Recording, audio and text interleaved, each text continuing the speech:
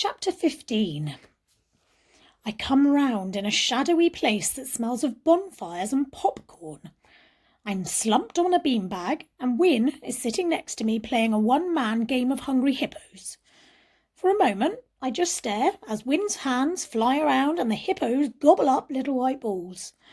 I squeeze my eyes shut, then open them again. Win's hands are still flying around and the hippos are still gobbling. If crawling through the camp bed and into Raw was a dream, then I should have woken up back in the attic. But I'm not in the attic. I'm in a cave that's messy with dropped clothes and abandoned toys and comics. Ninja robes hang from a jutting rock, and a strange collection of weapons are stashed in a leather trunk. Win sees that my eyes are open and immediately leans over and starts thumping my chest. "Breathe, Arthur, breathe!" "I can't! You're punching me!" "Oh, sorry, I thought you might be dead." I'm too dazed to ask why he was playing Hungry Hippos if he thought I was dead. Instead, I let my eyes wander around the cave, taking in Win's hammock, his shoebox of apples, and the glow of the fire burning just outside. I vaguely remember that Win always kept a fire going there, ready for toasting marshmallows or making toast. My memories of Win's cave become more solid until I'm sure that if I turn my head, I will see a stash of firewood and a cauldron sitting high on a shelf. I look to the left, and there they are, a pyramid of logs and a rusty cauldron, just where I knew they would be. One thing I know for certain: I've been here before. Win gives me a shake.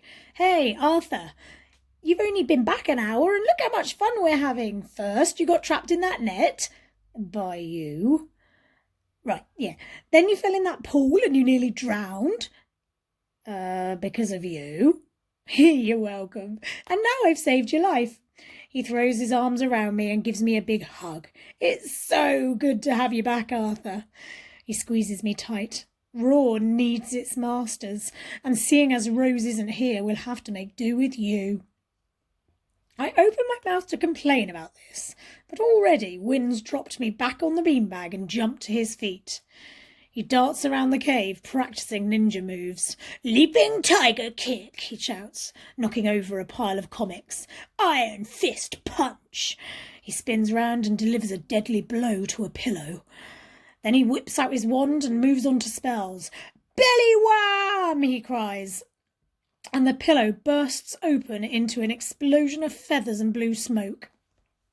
"Cheese storm!" Green stars shoot from Win's wand, and the comics flutter up into the air and then scatter across the floor.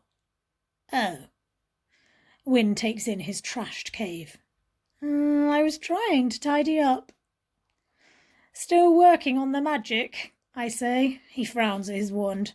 "Yep." Just then, I spot Grandad's asthma inhaler poking out of his pocket, and my head clears enough to remember why I'm here. I stagger to my feet, reach out, and grab the inhaler from Win. "I've got to get to Grandad," I say.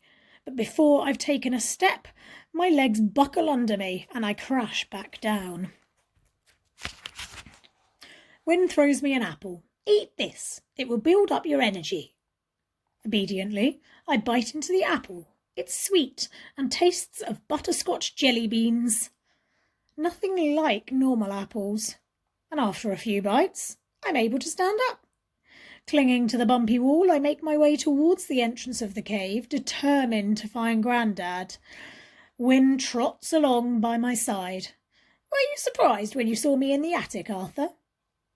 "Very," I say, pausing while a wave of dizziness washes over me. "How did you do it?" "Not sure, but I reckon it had something to do with this." He reaches inside his robes and pulls out a golden chain. Hanging from the chain is a lime green fidget spinner. "Behold, the relic of Arthur." He touches it with a finger, making it spin. Isn't it beautiful? I stare at the fidget spinner. which I'm fairly certain I found in a bin at the park. I don't know if I'd call it beautiful. You're right, it's miraculous, because I've been visiting that tunnel for months, trying to get to home, and the first time I wore this, it took me straight to you. Can you imagine what would happen if Croaky got hold of it? He'd be visiting home every day. Wynne's words are enough to get me moving again. At the mouth of the cave, I see a network of paths leading off into a forest. I don't bother asking Wynne which way to go. He was always getting us lost. Instead, I reach for the map, and that's when I remember it flying out of my hands by the waterfall. Oh, I groan. What's up? Says Wynne. I had this map of Raw, but I lost it.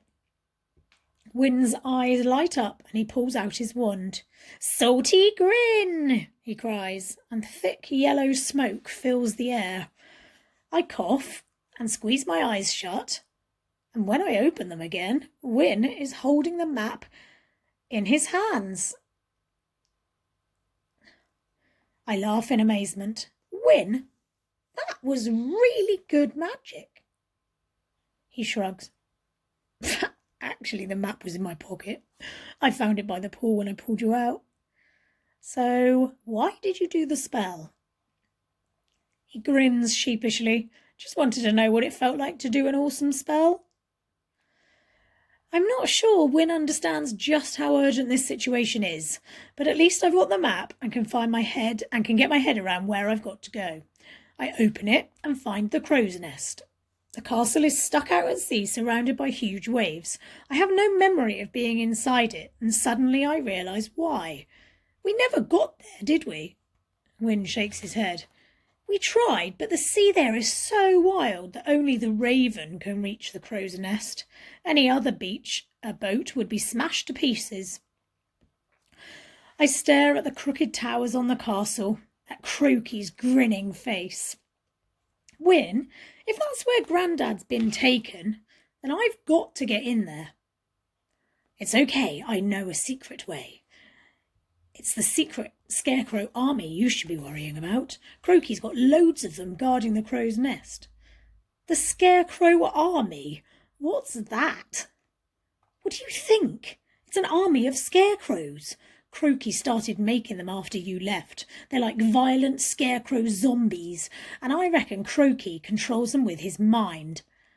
I stuff the map in my pocket and stagger towards the trees. Wynne, don't say another word. Let's just go and get Grandad before anything bad happens to him. I'm about to step into the forest when Wynne yells, "Surprise hand grab!" and yanks me back. He looks nervous. We can't go now, Arthur. It's almost night time. But you're half ninja? I thought ninjas loved creeping around in the dark. Darkness is my friend, and I can melt into it. But it's also when the Scarecrow army go on the rampage. In fact, his eyes flick out into the gloomy forest and he drops his voice to a whisper. They're probably out there right now, listening to us. It's at night they cause most of their mayhem. What sort of mayhem? Do they go around breaking stuff? Wynne shakes his head violently. No, they go round eating stuff. And that's when a twig snaps somewhere in the trees. I shuffle closer to Wynne. Did you hear that? It was probably a rabbit, right? There are loads of rabbits in Raw. Not since the Scarecrow started catching them to make them into hats. What? I keep trying to tell you, Arthur. A lot has changed in Raw. He takes a step back from the forest. There's one more thing you should know about Croaky's Scarecrow army. What's that? They're excellent at standing still. The dark forest stretches out in front of us. What, like standing still between trees? Especially between trees. Suddenly, Wynne lets go of me, takes a step forward and cries out, Arthur Trout, Master of Raw, is back, you bunch of dingly-dangly idiots, and he's going to rip your straw-stuffed heads from your bodies and shove them where the sun don't shine. So, come and get it. Later, I shout. I'll do all that later. But already someone is stepping out of the trees, something that is big and dark and has spectacularly sparkly teeth.